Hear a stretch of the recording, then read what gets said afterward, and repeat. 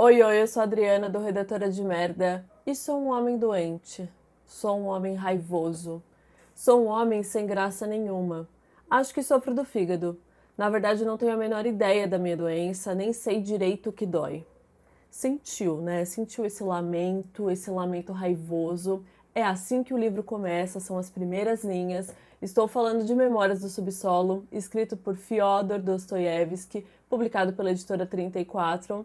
Eu gosto bastante das traduções do Rubens Figueiredo, diretamente do russo. Vou deixar link para compra na descrição, caso você tenha interesse. Essa foi uma leitura que a gente fez coletivamente no Clube dos Caóticos. Foi a primeira leitura coletiva do ano, começando 2023 com um desgraçamento mental forte. Tem duas formas de participar dessas leituras. A primeira é mais individualmente, você pode acompanhar o cronograma de leitura sugerido, compartilhar impressões usando a hashtag da leitura nas suas redes sociais e no mês seguinte sai um vídeo aqui no canal como este. E coletivamente, para quem for membro do Clube dos Caóticos, quem apoiar o meu trabalho lá no Catarse, a partir da categoria Pura Entropia, temos um grupo de discussão com chat diário, tem encontros de debate via chat também, que aí a gente troca ideia mesmo nesse grupo, a gente conversa meta por meta todos os dias, vai dissecando o livro aos poucos. Dá uma olhada aqui na descrição que tem o link do clube, você pode conferir quais serão as próximas leituras, né, para ver se você tem interesse em participar com a gente, além de outras recompensas também. Me acompanha nas redes sociais, que é @Dritchek em todas elas, você pode escolher aí a da sua preferência,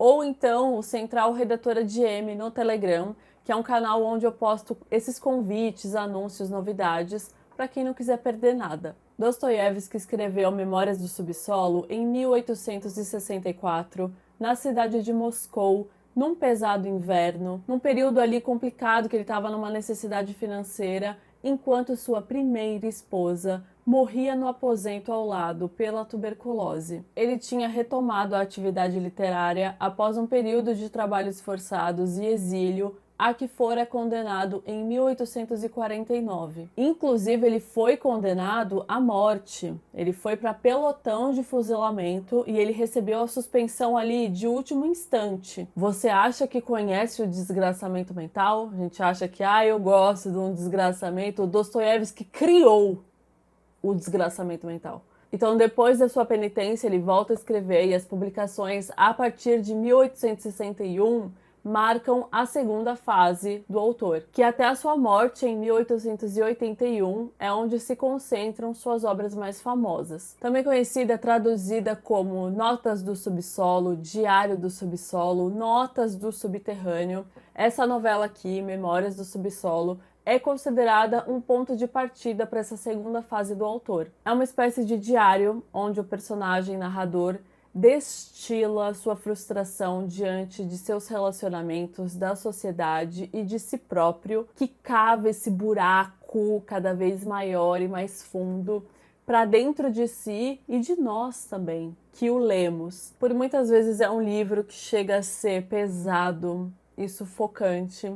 O texto do Dostoiévski é de uma densidade absurda, e não pela complexidade da escrita no aspecto de compreensão, mas sim de absorção, porque há texto e há ainda mais subtexto. Então é um texto que dialoga de várias maneiras e de formas profundas. Eu sou meio emocionada, meio não, sou completamente emocionada com o existencialismo e todas as contestações e constatações que ele propõe de análise e reflexão. Memórias do Subsolo é de uma importância imensa para a literatura russa, para a literatura no geral, aí, e uma obra precursora do existencialismo, da ficção existencialista, com esse personagem que, analisando o mundo, analisa a si e se volta aos mistérios da existência humana. E o que é, quem é esse homem do subsolo? É um paradoxo do ser humano. Observação e retratação desses paralelos e possibilidades que desce, que se afunda no subsolo, no abismo da mente e da alma humana. Um personagem sem nome, ele se apresenta sem nome, ele não quer dar o próprio nome porque ele também não quer ser lido. Ele está escrevendo aqui para esvaziar a própria cabeça, ele não quer ser lido. Que diz ser um ex-funcionário público, ter 40 anos de idade e se declara como doente, como eu li ali no início. Sua doença? Qual que é a sua doença? Sua doença é pensar. Um cara que não se identifica com a sociedade da qual faz parte, ele se considera um ser consciente, né, de consciência amplificada, como é dito aqui no texto, no meio de seres de consciência hipertrofiada. Basicamente, ele se considera um cara inteligente no meio de um bando de burro. Um narrador expositivo e contraditório que parece preso na visão de sua própria consciência e nos conflitos gerados a partir dela. Como narrativa, é um baita de um monólogo, principalmente nessa primeira parte, e eu acho que funciona muito como um fluxo de consciência mesmo. Para nós, parece uma panela de pressão que está prestes a explodir com um tanto de coisa acumulada querendo sair de uma vez só. E ele parte muito dessas ambiguidades, desses confrontos, dessas contradições, vaidade e autoflagelação.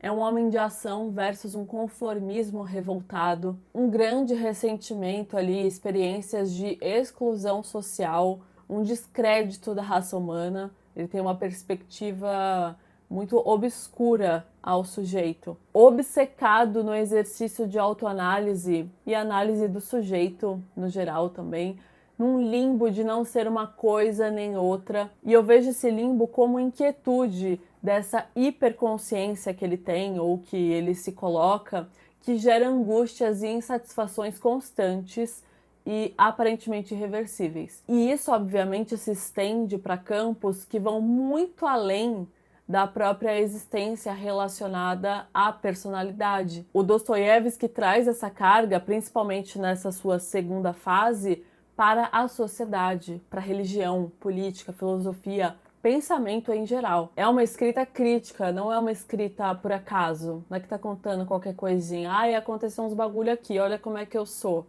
Ela vem, sabe, com um aspecto social muito forte. O livro é dividido em duas partes, que são precisamente distintas, ainda que tenhamos o mesmo narrador. A primeira parte chama-se O Subsolo e é mais filosófica. O narrador está ali com seus 40 anos de idade e nos apresenta diretamente que eu digo assim, ele interpela o leitor numa plateia imaginária. Ele fala ali, caros senhores, que está se referindo a nós, leitores. Ele nos apresenta sua visão sobre as coisas, questionamentos, exposições, opiniões, julgamentos, pontuando tudo de uma maneira meio ranzinza, meio superior também, e ao mesmo tempo se desmerecendo. Faz algumas colocações destrutivas, autodestrutivas. Em algumas, talvez muitas colocações dessa primeira parte eu me identifiquei, o que não é nada bom, né, gente? Não tem nada de bom se identificar com o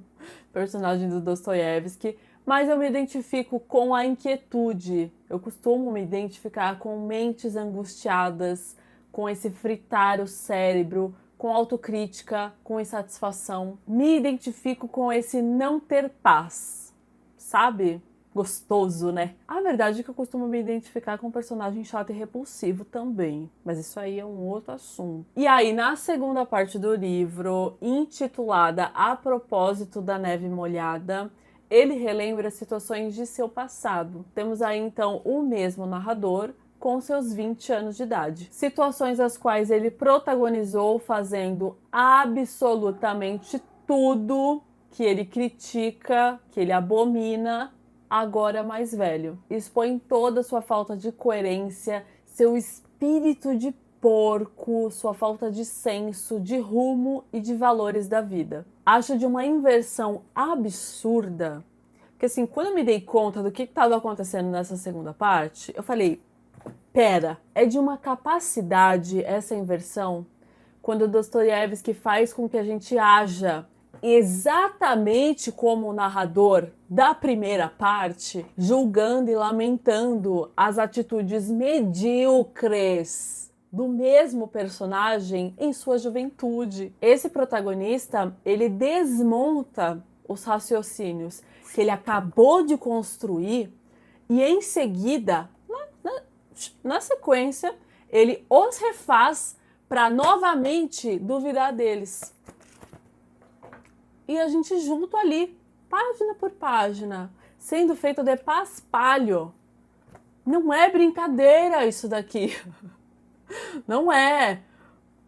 Sabe? Vou ficar louca, hein? Ele revela tentativas constrangedoras de fazer parte de algo do qual ele diz não querer pertencer, quando na verdade quer. E quer tanto que força. Ele vai a lugares que não foi convidado, opina sobre coisas que não foi perguntado, torna-se inconveniente. Ele se autoconvida para uma festa, para uma despedida ali de uns ex-colegas de turma que eram completamente indiferentes à sua presença. Terminou o dia em um prostíbulo, passando uma lição de moral em Lisa, que ele havia contratado na noite anterior. Diz como sua vida era perdida. E depois de oferecer ajuda a essa moça, ele volta atrás e humilha ela ainda mais, esbanjando superioridade e moralidade de uma forma baixa e hipócrita. O narrador, ele tem ali as suas confissões, tem as suas questões, mas também ele pode refletir o que há de mais desprezível enquanto sociedade, porque ele é um cara ressentido socialmente, certo?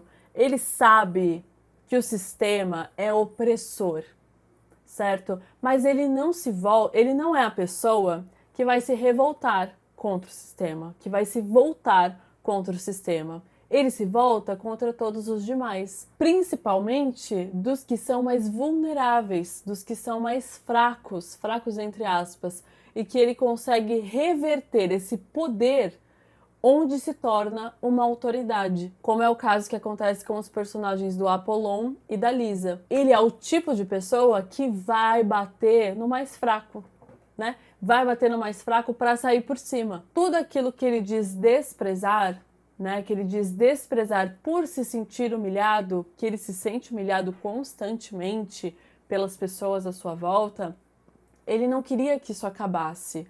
E sim ocupar essa mesma posição. Ele é a pessoa que queria estar humilhando, certo? Isso fica muito nítido nessa segunda parte aí, na sua juventude, o quanto ele queria ter esse poder, que ele queria exercer esse mesmo poder que ele acha que algumas pessoas exercem sobre ele. Ele não quer que todo mundo seja igual, ele quer ocupar a posição de superioridade e ter poder sobre as outras pessoas, humilhá-las, etc. Algo bem típico aí dos hipócritas, dos cidadãos de bem, dos falsos moralistas. O subsolo é o habitat social do narrador, que é uma espécie de rato humano. A grande diferença desse cara aqui do livro, desse homem, é que ele sabe o seu lugar, certo? Diferente de muitas outras pessoas que a gente vê aí caminhando normalmente. Ele sabe o seu lugar e se recolhe, então, no subterrâneo. E muito melhor do que eu falar sobre isso, né? Afinal, quem sou eu na fila do pão? Temos aqui uma nota introdutória do próprio Dostoiévski mandando essa cutucada. O autor das memórias e as próprias memórias, é claro, são inventados. No entanto, pessoas como o autor dessas memórias não só podem, como devem existir em nossa sociedade, levando em conta as circunstâncias em que nossa sociedade em geral se desenvolveu. Eu queria apresentar ao público com mais destaque do que o habitual um dos tipos humanos do nosso passado recente. Trata-se de um dos representantes de uma geração que ainda vive.